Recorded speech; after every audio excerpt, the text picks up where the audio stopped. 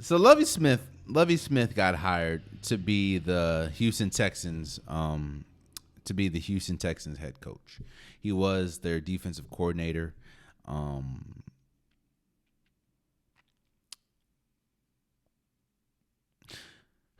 uh, it's hard to be happy for Lovie Smith. It's hard to be happy for Lovie Smith because you can see what's going on. First and foremost, I think it's telling that Josh McCown, who hasn't a lick of coaching experience, was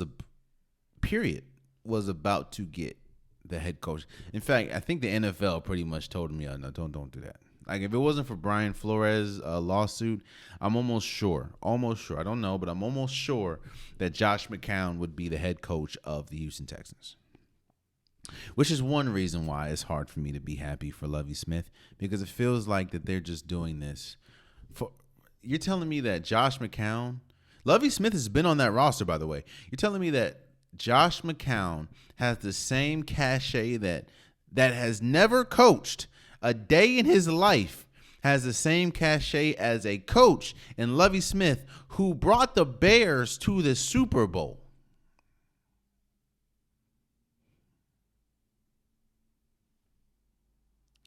You know what's also funny to me? When I hear when I hear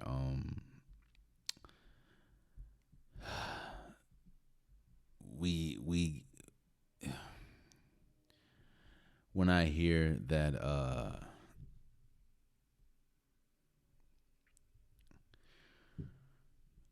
that they say that this has absolutely nothing to do with race. Which is hard for me to believe that because, again, Josh McCown was about to be the head coach of the Houston Texans. And I also don't feel good for Lovie Smith is because look at David Culley. David Culley did an exceptional job, even though their record didn't show. But you also have to look at what happens if you can't trade Deshaun Watson and the same? What happens if Lovie Smith wins 4 games again or 4 games this year? What happens? And if you keep him, then why fire David Culley?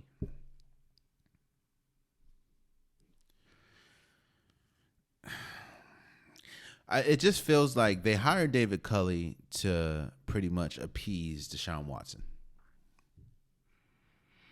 Because Deshaun Watson said that he wants an African-American coach, and you hire David Culley.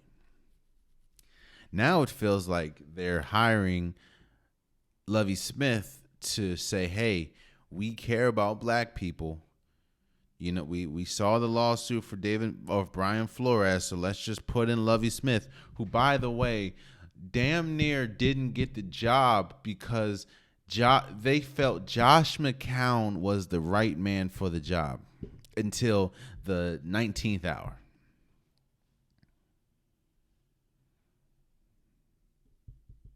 It's also funny.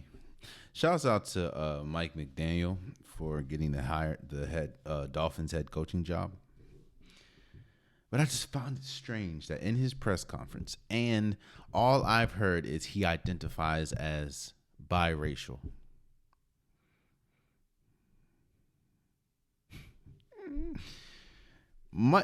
First of all, for my listening audience, pause this if you haven't seen him and go type in Mike McDonald and tell me if you think that he identifies as biracial.